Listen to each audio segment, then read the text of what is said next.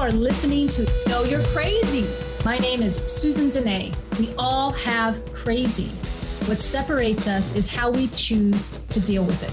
I'm going to be delivering engaging and actionable tools to own your crazy, treat your crazy, and turn it into your own superpower. I hope that you walk away from this show feeling the power and strength within you.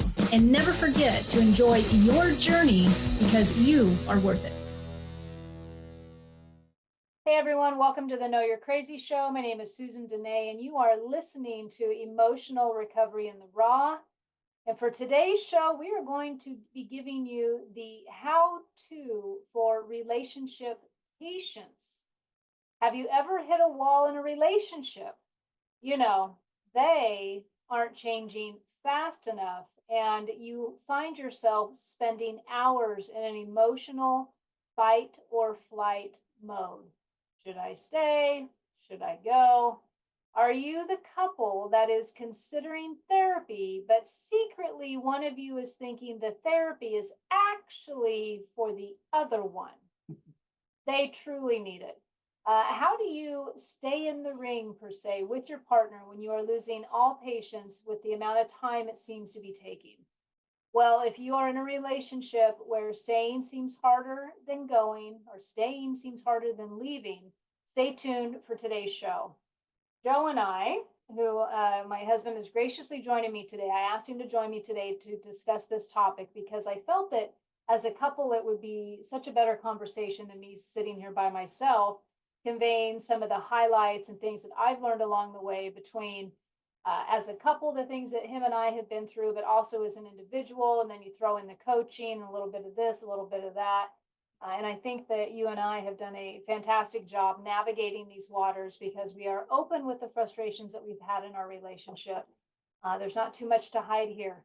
So if you're one of those couples listening today, or you can relate to this as an individual, hopefully some information that we're going to bring you, actually really just some life experience and things that we've found successful, will benefit you in your relationship. And you'll be able to have a nice takeaway from today's show that will hopefully improve upon your relationship. Having said that, as you know, I'm a high performance coach. I'm also a relationship coach. I've got two different programs. One is the high performance coaching, individuals, couples, executives, corporate world. But the other one is my emotional elevation coaching. And that is a platform that I created based on a lot of communication skills with individuals, but really it is strongly used in the couples coaching that I do. And to kind of give you a brief outline, because I might touch a little bit on that today, different topics in the couple coaching through emotional elevation that I might cover with the couple is agreements, appreciation. We take a look at assumptions. Communication is really what it starts coming down to. And so some of those are some of the things that we are naturally going to be talking about today, because Joe and I have actually implemented that as a couple and kind of by default, but we, let us give you the smoother version so that maybe you can avoid some of the hurdles that we faced. But I think one thing that him and I can both relate to is what it's like to have to hang in there, stay in the ring, and find patience for the relationship instead of following your instinct that you want to jump ship. Now, Joe and I, if you haven't heard us share before on the show, I'm on my second marriage with Joe, and you? Number 3. He's on number 3. Happy to say that together we've been together 15 years, married 11? 12. 11, 12. Okay. So we've been doing this for a little bit. And based on our backgrounds and where we came into the relationship, we also are a blended family. Right now we're down to 1, but we were a blended family of 5 children. And so along with not only being 2 individuals who had their own past experience and beliefs with prior relationships, we also had to bring to the table our experience with raising children and where we bumped heads on raising children. And so we kind of had like the full meal deal. Yes, we did. And we're both recovered alcoholics. So, we can run to extremes. I think I speak for both of us when I say we're both emotional at times. We've gotten much better. Oh, animated. That's very kind. And I guess I use the word emotions are a good thing. So I guess I kind of threw that out there in a negative context. But I guess I'm meaning we're both passionate when we want to get stuck on a topic or an opinion. So that's kind of what we're going to be talking about today. So when you have those passions running and you really, think that this is the relationship for me, but there ends up being bumps in the road, how do you stay through that? And how do you stay patient? So before we started the show, him and I just kind of bounced a couple things off. I didn't really do a lot of prep per se for the show, which he was like, I thought you did your outline for this. And I was like, well, I kind of did, but I just figured we've been living it We've for been so living the long, dream, yeah. Absolutely. that I'm hoping that this is organically evolves and we just kind of, this hour flies by as we give some of our strengths and weaknesses that we've learned from, but primarily some of the strengths.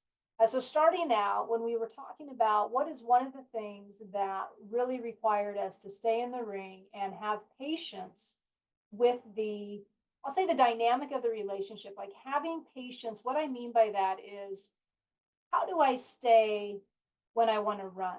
How do I not tear apart the marriage in my communication or in my energy when I'm witnessing my partner or not witnessing my partner grow at the pace in which I think they should be? If only you would do this, I would feel better.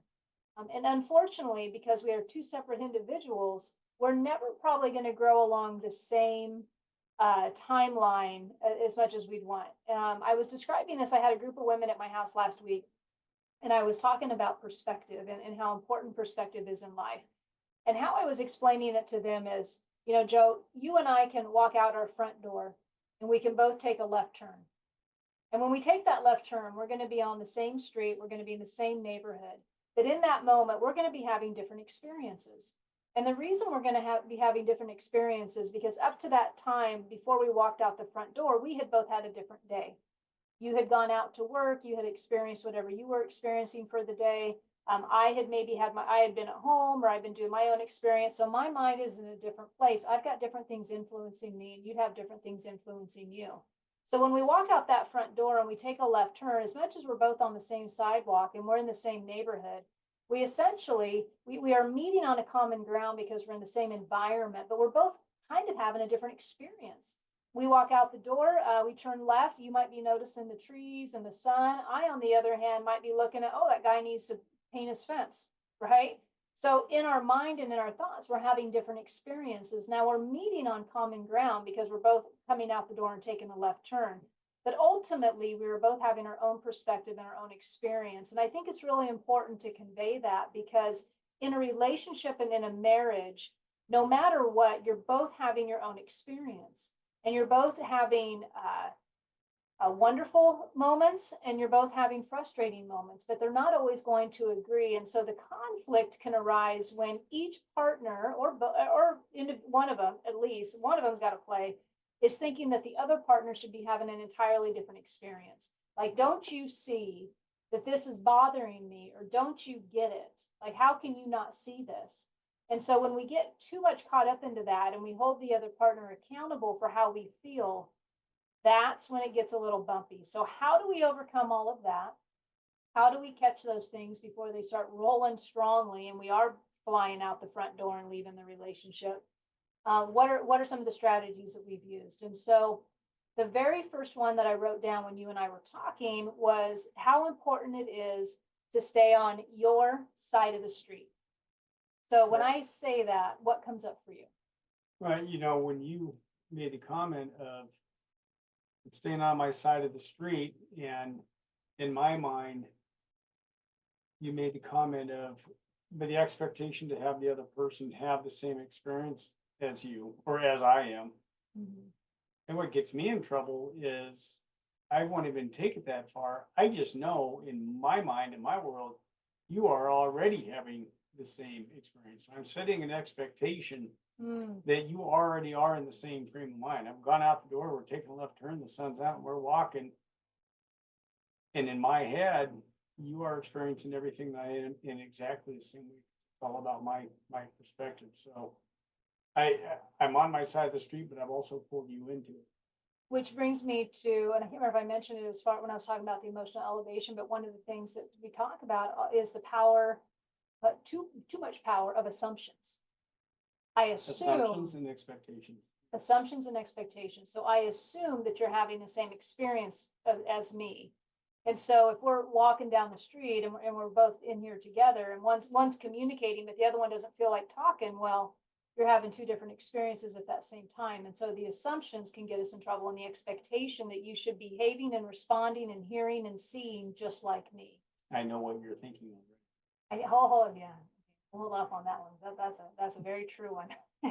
We've had that discussion. Yes. All right, so, but so the other side of that is, or the point of that very first topic, staying on your side of the street, not in the example I gave, guys, like literally, how do I take ownership and only stay within my hula hoop? For those of you who've never heard the hula hoop analogy, it's like when you get into relationships and you're starting to understand what is your business and what is not. And sometimes I think this might be more, this phrase maybe from Al-Anon, is that where we may have come from it? I don't know. You'll hear about it, but it's like, imagine a hula hoop around you and everything outside the hula hoop is none of your business. Everything inside the hula hoop is your business.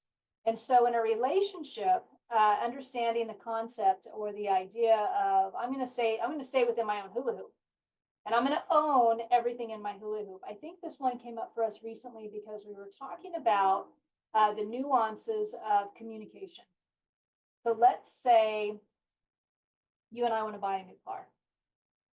And we think this is a great idea. But we also understand that this is going to be a payment maybe.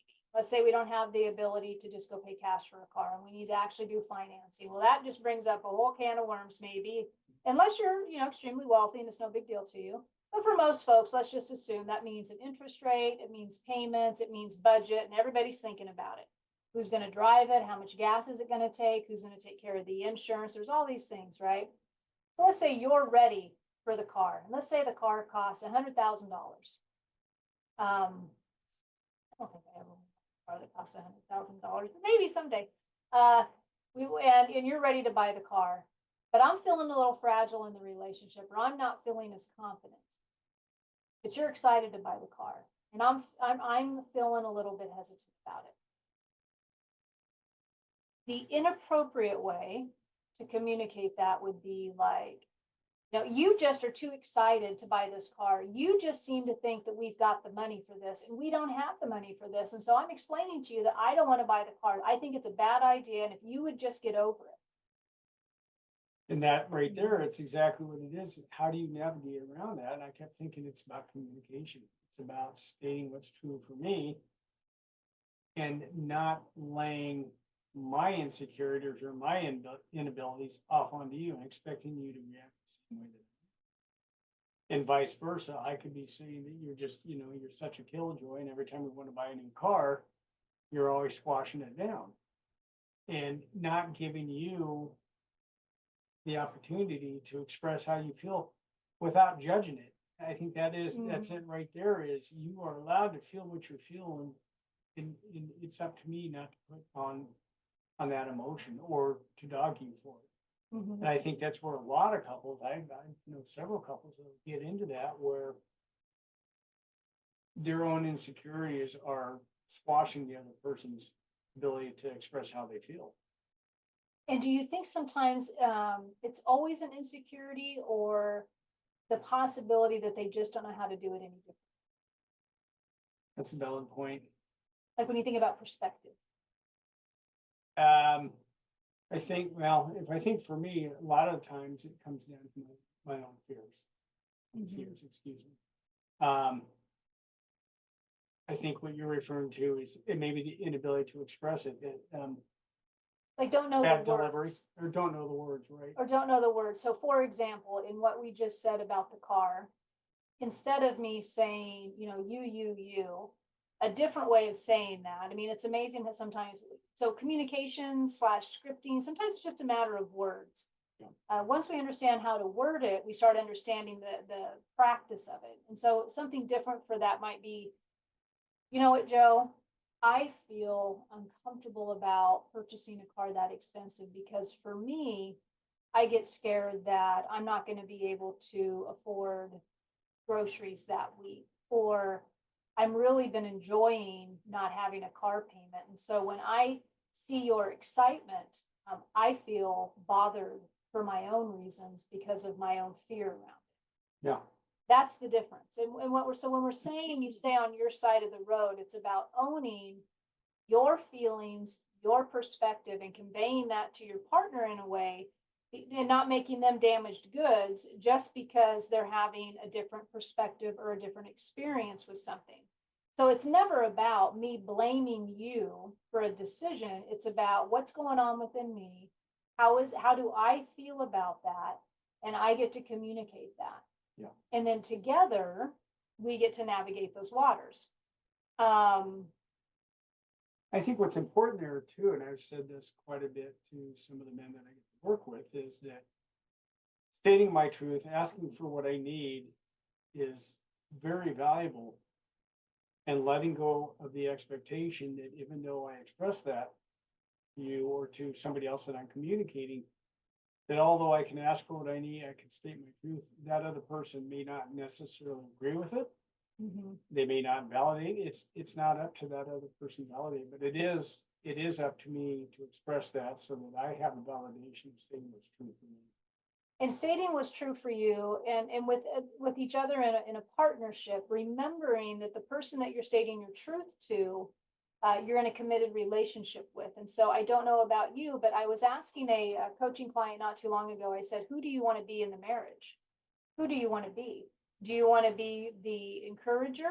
Do you want to be the supporter?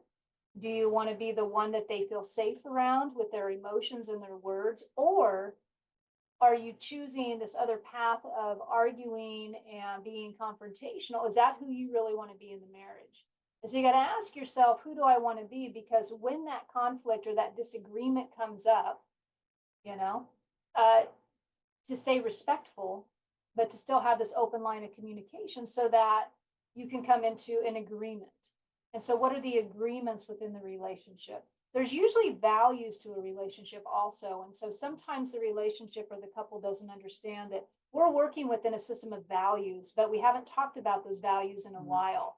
In fact, our values have gone off guard. And so we haven't, we don't draw attention to values. So then we kind of start just operating on, willy nilly, whatever.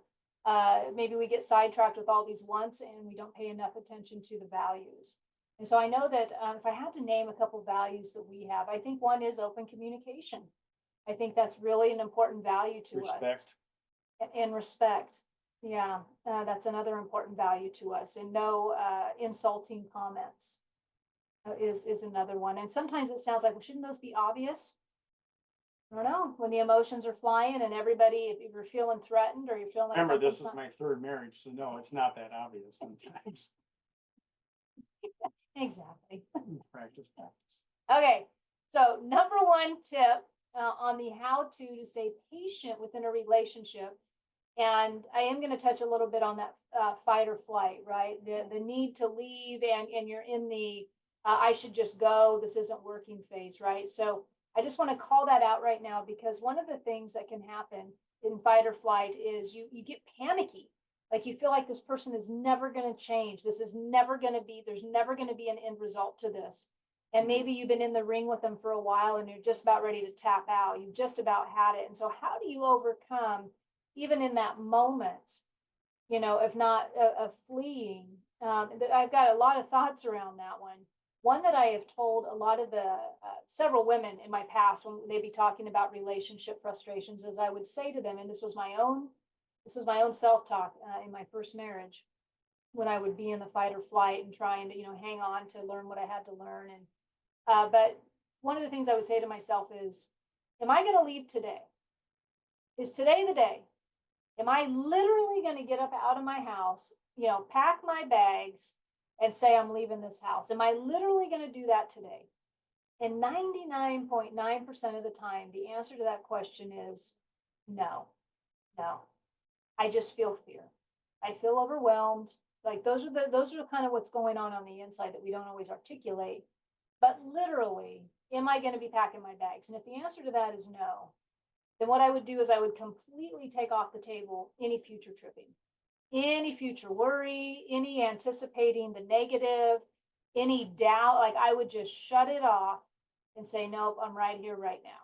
This is where I'm at. And that's an incredible tool because it clears up a whole lot of emotion. It shuts it off for the It moment. shuts it off for the moment and allows me to stay. Yeah, because I think that's one of the most important things is, one thing is experiencing it. Another thing is grabbing it and saying, that's not going to happen right now. But really actually just calling yourself out on it a little Yeah. bit. Like, are you really going to pack up those bags right now? If the answer is no, then get over it for the moment. Like, get that off the table. Like, just admit the fact that you don't know what to do, and that's okay.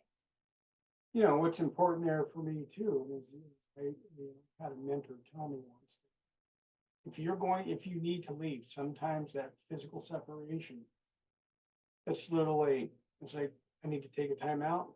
I need to go take a drive, leave for 15 minutes and we'll be back. Have that common decency and courtesy to let the other person know, yes, I'm leaving, I'm safe, and I will be back. I will be. I will be back. State Farm, the good neighbor. Anybody seen the Arnold Schwarzenegger commercial? Neighbor. Okay, we'll move on now. All right. So the next, all right, sidetrack. Okay. Yes, that's okay. Okay, next one, appreciation.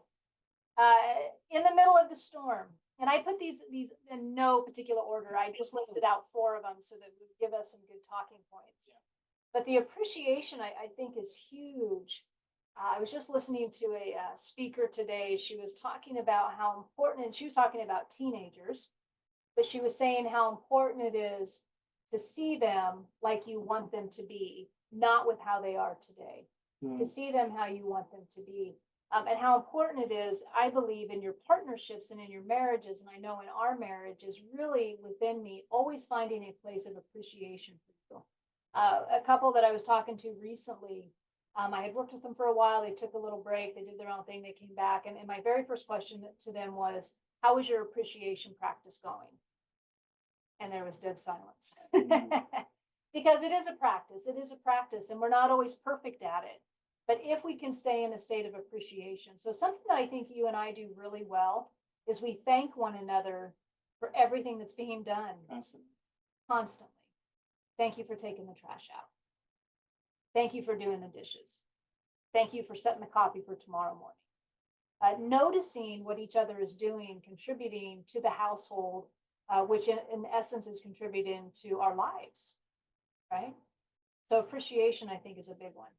And that goes so much further. I mean, even out the relationship, one of the things that I practice at work, I'm in a management position, is that the men that I get to work with on a daily basis, I'm continually praising them and complimenting them for what they do and for how they do it. And, one disparaging comment will wipe out 99 attaboys. Yeah, I just said that the other day. I said, I was talking to someone and I said, I go, what is that saying where it takes 10 good ones to make up for one bad one? Yeah. In relationships, one harsh word, one criticism will stick out. And I will also say, kind of in that staying on your side of the street, I think it's really important to recognize what energy you're bringing into the house every day. Are you pleasant to be around? Like really, and sometimes in challenging relationships, and I know you and I have gone through phases in the beginning of our relationship, a couple different phases where it was really challenging to be around one another as we were in it. Like if you're in a long-term relationship and you've had phases of that relationship where you're just in it. I mean, you are in it, you are trying to grow through it. It's taken everything you got to get through it. And I think for you and I, yeah, there were some really tough conversations. And ultimately, what we did in those tough conversations was, I think we did a really good job and continue to do this of just shutting the hell up and listening to what your partner's saying and trying to drop the defensiveness, like really trying to hear your partner, even when their delivery sucks. Yeah. Like, because there's usually a little bit of their honest, sincere truth coming out, even when their delivery sucks. but remaining to be open to at least listen to that and ask yourself the question, could there be some truth to that? Because that is what my partner is experiencing right now. Yeah, and just that active listening and realizing that this isn't about me. This isn't personal. Restraint of tongue and pen.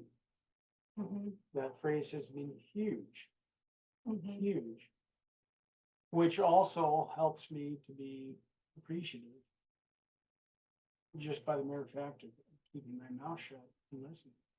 Yeah.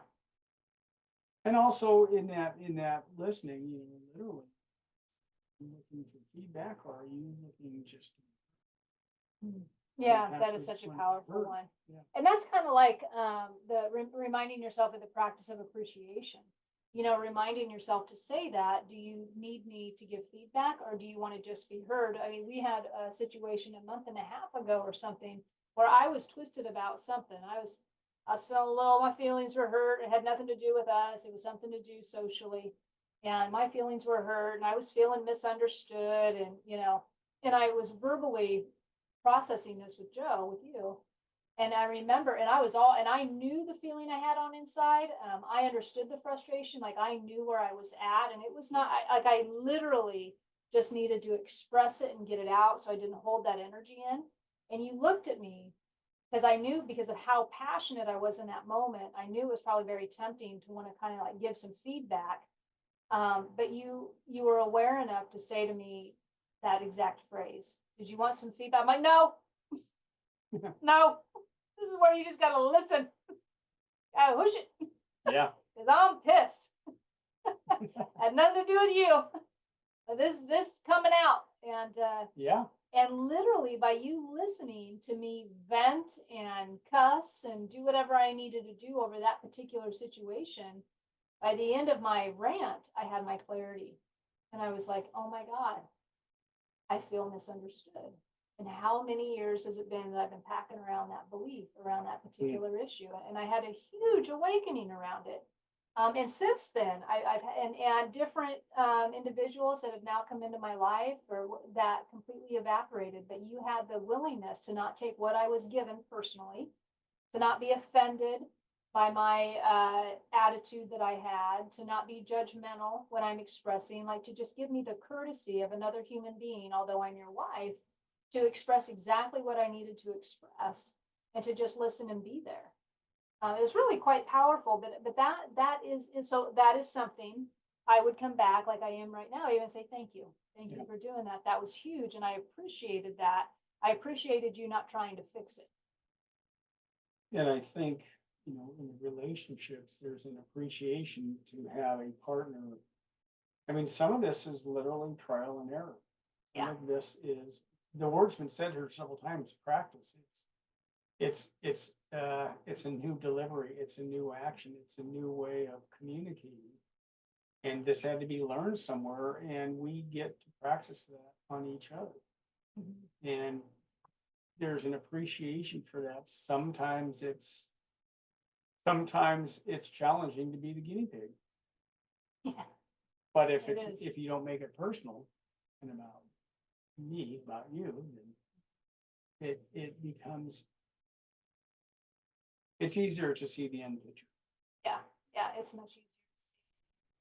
Now, we are at our halfway point. So if you have hung with us this far into the show, you have listened to about how important it is to stay on your side of the road, especially around communication, but your part.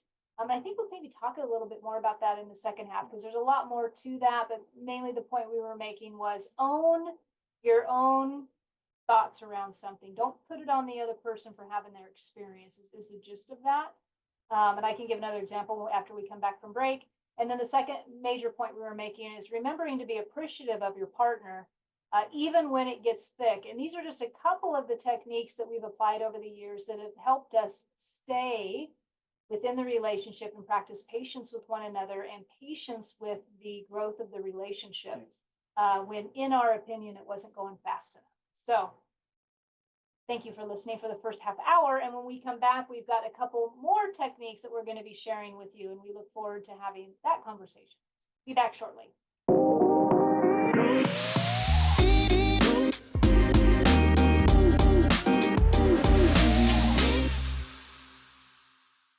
everyone, welcome back to the Know You're Crazy show. My name is Susan Denee, and I am here with a special guest, Joe M., which I just happen to be married to. And today we are talking about the how to stay and continue to have patience within the relationship, especially when you're in that phase of a relationship that's really tough and challenging, and each partner is growing. I know what's kind of unique to our scenario and many couples for that matter, but what's unique to our scenario is we're both in recovery from addiction and alcoholism, both been sober for a very long time. But having said that, understanding that in that mentality as individuals, I think we're always on this path of growth.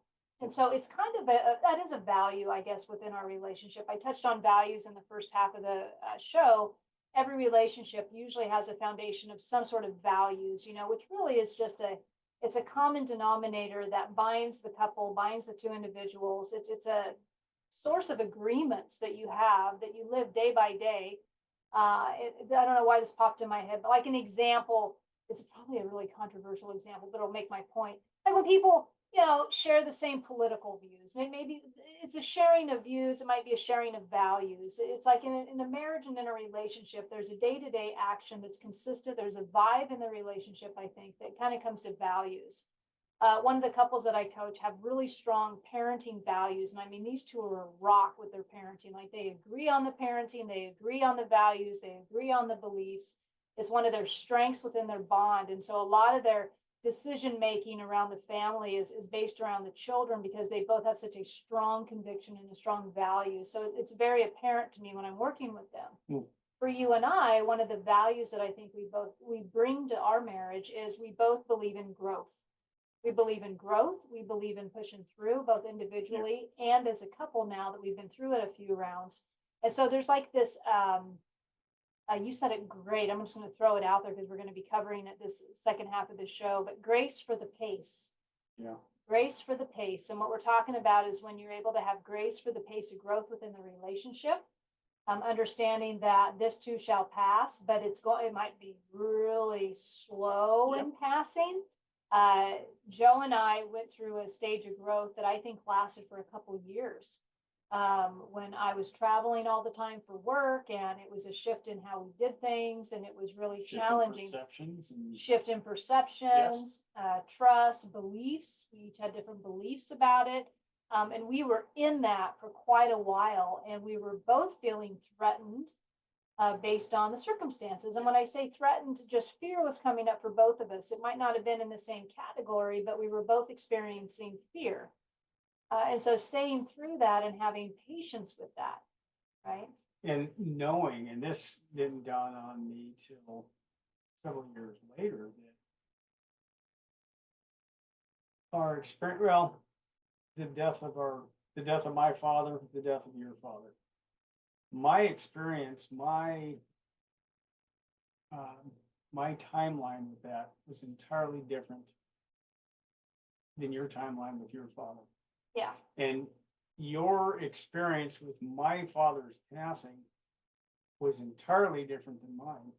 And even stay by yourself until your dad had passed away, understanding the depth of how that affects us is different.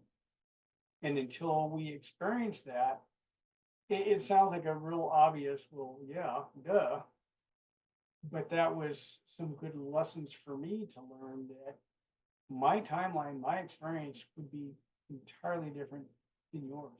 And that's become some things we've said to each other that, oh, yeah, I got to realize whatever's going on, you are entitled to have your experience to it. And it's not for me to judge, to accelerate, to complain about, to push. It's none of my business. But I love that. Grace for the pace. Yeah, grace. I got to for get the a pace. T-shirt that says Grace for the pace.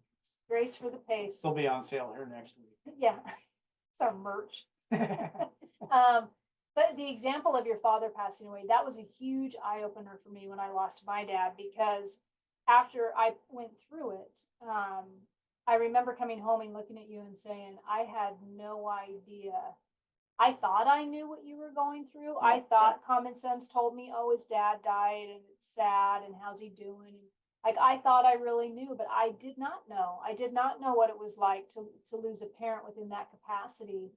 And the sense of loss and having to pack up a house and touch everything they own and all the memories that that triggers and looking really back through your really a memoir of history on your father and that relationship.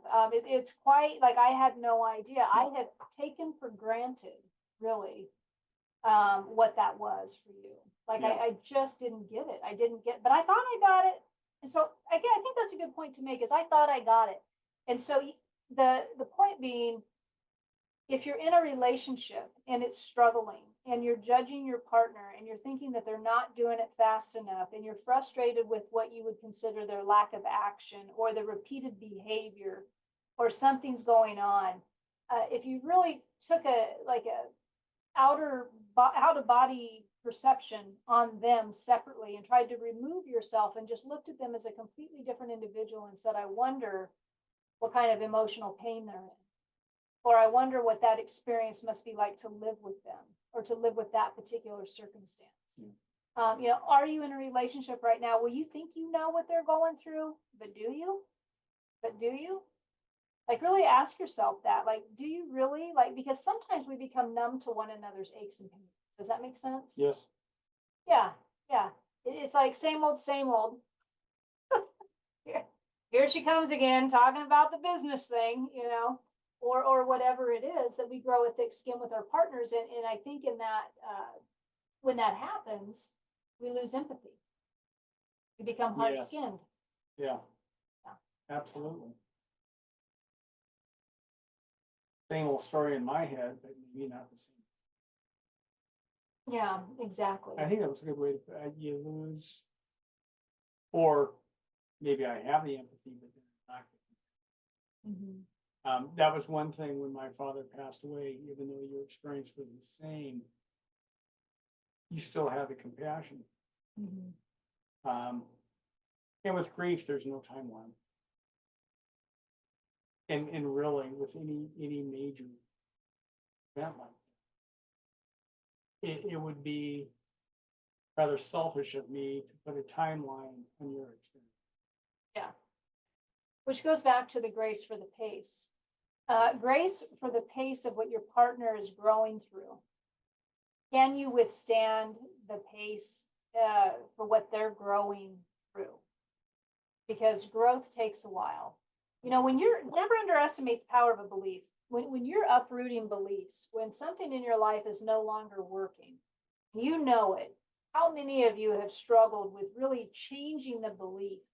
Because the belief is where the growth is actually at. But sometimes it's like, you might have one. I heard a really good example of this the other day. Let's say you have a belief that a particular medicine would work, right? Like a particular medicine has a power that it can, help you. But you got a deeper belief that the human body is toxic. So the human body that is toxic is the deeper belief that really needs uprooted. But on top of that deeper belief are other beliefs that kind of impact everything. And so in a relationship and watching your partner grow, realizing that they are on their journey, and it's going to take a while to maybe get to what you think is important.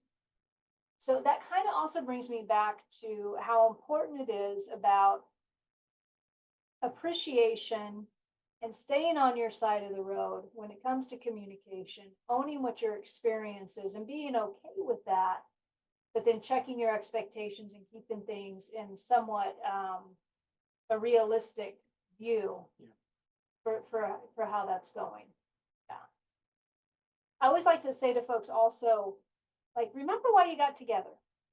Like you're two most couples are highly talented power teams, but they have forgotten. They have forgotten what a strong partnership they make. They have forgotten how good they are at being a team. They have forgotten that when you get into a relationship, and why do we all get in relationships? We get into relationships, intimate relationships, actually any relationship, but intimate relationships in particular, to enjoy life, to double up our experience. We want to have more fun with somebody else. We think it's going to double our fun, or we want to have more intimacy. It'd be better to have somebody with more intimacy, right? We want to have more money. So if we bring in two incomes to the household, maybe we're going to have, so everything's about more. So when we get into these relationships and we want to have a grander experience, we want to experience more, we want to have a better time. And then we get in there and we're like, I need to go. I don't really want to wait. I don't want to give you any grace for your pace of growth because it's taken way too damn long and it's not working for me. And so then we take everything back and we forget the original feeling of the relationship. We forget our original intention in that relationship, which is to bring joy and compassion and love and to double up on all the good stuff. And we put all the bad stuff in front of it. And I think that's why the listening and the communication is so important.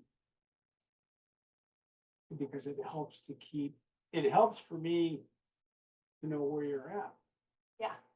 And if I'm constantly telling you and I'm not listening to your wants or your needs, or I am completely dogging you because you're not picking up the pace quick enough, my pace in my head, that's a bad recipe. I think that's, I look at my past relationship, it was lack of communication.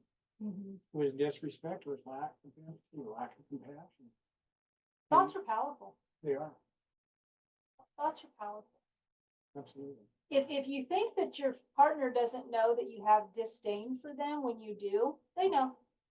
If you think your partner doesn't know that you judge them critically when you are, they know.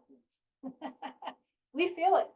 We feel it. Yeah, you've been in a relationship long enough. A lot of us, we can feel it when they walk in the door. It's the whole reason I talk about the emotional jacket. You understand where the relationship is underneath your roof. You know when it feels good. You know when it doesn't feel good. And there's telltale signs. And so back to the topic of the show, the how-to of staying and keeping patience with the relationship is one, recognizing for our point here, is recognizing to have grace for the pace of growth in the relationship and grace for the pace that your partner is growing at. If you see improvements in your partner, if you see your partner actually making headway in different areas of their life, congratulate them on that. Tell them that you notice. Tell them that you think it's great. Be their cheerleader. So often we feel so personally afflicted with somebody else's choices that we judge the hell out of them. And then we don't ever acknowledge them or acknowledge the greatness that they're doing. Why wouldn't I want to be the best cheerleader? Yeah, who do you want to be in the marriage? Who do you want to be? Yeah. Okay, what was the next one? Oh, I touched on it earlier. So we're gonna have to come up with some stuff. We got a few minutes left in the show. So I talked about the ability of staying present and how important it is to stay present so that you're not in the fight or flight or you're walking out the door. And I shared, the technique I would use back in the day when it was really bad in my other marriage was just, are you really going to pack the bags and go? So what are some of the things that you do to stay present within the relationship? I think that, and actually I got this from you, was right here, right now. What is real? What is happening in front of me right here? You mentioned we had a several year period here when you were doing a lot of traveling. And I was letting my own securities, my own dogma and just outdated beliefs of what I thought a relationship would look like was standing in my way. And you would say to me, who am I coming home to? Who is right here, right now in front of you having this conversation? And when if I get into those fears and I lose that grace and that ability, then I lose my perspective. And I think that perspective is huge of what is going on right here, right now. I think that is one of the most powerful things. When there's conflict, whether it's conflict that I created between my ears or an actual conflict that we may be having. Yeah. And I think that right here, right now is super powerful. It's right here, right now, everything is okay. And really what we're trying to do in that regard is just be where your feet are at. Be where your feet are at. Now, and I will add to that, you got to be careful not to use it as a Band-Aid for the relationship long-term. So as long as both partners are in a state of willingness to make changes, because look, here's at the end of the day, we all know when a relationship needs work. You just know you're not happy. And happy is a kind of a loaded word. You're not looking forward to it. You feel like you disagree about everything. There's no, maybe it's good for a couple days and then all hell breaks loose and it gets toxic again. You don't feel heard. You feel judged. I mean, you've got all your eggs in one basket. If that's what's going on, usually there can be an agreement that, hey, we need to do something. We need to change this up, right? Some couples do coaching, some couples do therapy, some couples in recovery just start working on themselves through the programs and then they get better, right? But there has to be an acknowledgement of Your that. state, yeah, the acknowledgement, which I think comes down to the willingness, because I'm sitting there thinking, if I'm in a relationship and both parties are not willing, and I've heard you say this, I've said it, is this a deal breaker? Is this one thing that's going on? Is this worth throwing the whole thing, into the garbage pail? Is it really? Is it that big of a deal? Is this something that I can live with? Is there something that I can grow out of? If one of us is the only person doing the growth and the willingness and the other person, there is going to be a time that, yes, maybe that relationship is not meant to be, or maybe it is ran its course. Again, not to make light of it, but this is my third marriage. The first two marriages, they ran their course. And there got to the point where there was no going back. The willingness on both sides had gone away in different directions. That's valid. That's not what this relationship that you and I have is today. There's always this willingness to change on either one of our sides. Yeah. And there's also agreements that we have. There's deal breakers. And there's an agreement on it. Yeah, and I will say, one of the things I had a mentor say to me, and now, like I said, we're in a relationship of recovery, or we're both in recovery, so this works well in our world. But some of you listening right now, this might work for you if you're a sober couple. And one of my mentors said to me one time when I called her, I can't remember, this might have been the time when we were going through that. We could have been, blended family. We went through parenting disagreements. We went through the professional growth disagreements. We had a couple kids suffering from addiction at times. I mean, we've been through some stuff. And I remember her saying to me when she was talking about you and I, and she said, sounds to me like you got some dry alcoholism in your relationship. I was like, no, Yeah. I don't want to hear that. No, we don't. I didn't deny it, because what was I telling a woman yesterday? I said, yeah, I lost the luxury of denial, I think, on so many levels, as much as I wish I could. But I've been awakened on so many different levels that it's not even possible. But that's what she said to me. So do you have, and maybe you're not in recovery, so let me see, what could I say? Do you have some dry crazy going on in your relationship? Like, is there something going on where both parties need to be accountable to their growth? Justified resentments. Yeah, justified resentments. If only you did this, life would be better. If only you did this, life would be better. Okay, so anything else you can think of that would help somebody stay on the how-to with the patience of the relationship that we haven't talked about? We talked about staying on your side of the street, being accountable to why you agree or don't agree to something, but keep coming from the I point of view, not blaming the other person. You should have done this, or you did this. I would feel really owning, I feel uncomfortable with that. I want to do this because of this, or I don't want to do this because of this reason for me, and really owning that. So we talked about staying on your side of the street. And also with the growth, like being accountable and willing to grow individually, so that gives back to your relationship. The other one we talked about was appreciation. Staying appreciative of your partner. Are you saying thank you on a regular basis? Are you seeing your partner in all their greatness, or are you judging them by all their weaknesses? Which mindset are you applying to the perspective on your partner, and really staying on the positive side of that and leaning into the appreciation way more than the other? And I think one of the things we talked about is this too shall pass, likely. Yes. whatever this phase is, which brings me to the grace for the pace. Grace for the pace of the relationship, understanding that growth takes a while to occur. And it's usually combined where if each partner's listening and willing to make a change for the relationship, but when each partner begins to make changes in the relationship, it does give hope. It gives hope when you see your partner in action. It gives hope. I know like in the recovery world, it would give hope if we see our partner go to an AA meeting or an NA meeting. Like we know that they're going for their mental and emotional health. That makes us feel good. We feel, you feel good when you see your partner going out to the gym, like, oh, they're taking care of themselves. I mean, those are good things when you see your partner take an initiative and growing. So as a partner, staying consistent with that, with your own growth, I think is important to the livelihood of the relationship. Yes.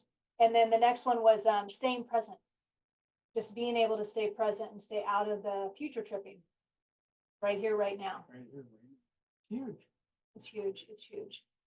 So if anyone listening right now is interested, I am a relationship couples coach. I also do high performance coaching. So a lot of the couples that I work with in the beginning, we go through with my emotional elevation program, which is simply going through a couple of the highlights of that. The appreciation is one of the topics that we're going to cover. Another one is agreements within the relationship. Another one is we're going to take a look at values.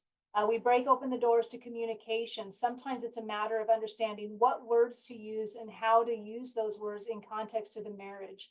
The reason the coaching works, I think, well for couples is because it really gives a platform where everybody can talk. And I'm not interested in taking you through your history and your childhood in a coaching session. That's going to be more of your therapeutic session that you may want for your marriage. This is more of kind of like reminding the couple of the greatness. And so why do we start with the emotional elevation piece? We start with the emotional elevation piece because sometimes the breakdown has just been in those topics. And once everybody kind of gets beefed up a little bit and reminded, oh yeah, we've just gotten off course a little bit, which is 90% of the time the couples I work with, what it is. Then if they get through those first 12 sessions and they enjoy the experience and they want to take it, the next one is I like taking them through the high performance coaching. Do whatever they want, but the high performance coaching is really another foundation to really, now we're going to set goals. Now we're going to get it talking into, as a couple, where do you want to be in 10 years? What kind of travels do you want to have? What type of home do you want to live in? What type of experience? Do you want to be backpacking through Europe or do you want to be buying your second house? Like, what is the experience as a couple? And then how do we game plan and goal set in order to make that happen? So handle the emotional elevation stuff first. Can everybody get back on the same page? Remind each other of your greatness, the values, the strength of the relationship, the partnership, all of the good stuff, get you back on track, and then move you into goal setting and actually visioning for a brighter and fantastic future. And so it's kind of like the coaching just kind of helps you get a little bit unstuck and then push you forward into other dynamics. Which I personally love. I know we're thriving right now with that. We're doing our own goal setting right now. We're enjoying that. It is fun. It is exciting. And it gives us something to look forward to as a couple. And I think, and it gives us nice stuff to talk about and to game plan and to strategize together because look, folks, couples are amazing. Really powerful couples are amazing. And when you get two people who can play well together and plan well and get out of each other's way and let each other grow and yet complement the relationship, it's a very powerful synergy to have. It is. All right. Well, thank you for joining me today. Thank you for having me. You're welcome. All right, folks, if you would like to connect with me in any way, you can go to my website at susandenee.com. It's DENEE.com. You can also check me out on social media. I've got a Facebook page, Susan Denee. My favorite, quite frankly, I would love for you to subscribe to my YouTube channel, Know You're Crazy, Susan Denee. Yeah, that's where you can find me, and a lot of videos on relationships, from deal breakers to personalities to relationship communication, all of the above. A couple things on the emotional jacket, anything like that. If you're interested in relationship growth and knowledge, then the YouTube channel is the place to go. All right, folks, so that is a wrap for today. Have a nice evening. Thank you for joining us, and I will see you next month, unless you reach out to me otherwise. Thank you. All right, thank you. You have been listening to Know You're Crazy. Crazy. And my name is Susan Denee. We are identifying, understanding, and treating your crazy one episode at a time. Tune in to transformationtalkradio.com. To connect with me or Growth Spurt Your Life, please visit susandenee.com. That's Susan Denee, DENEE.com.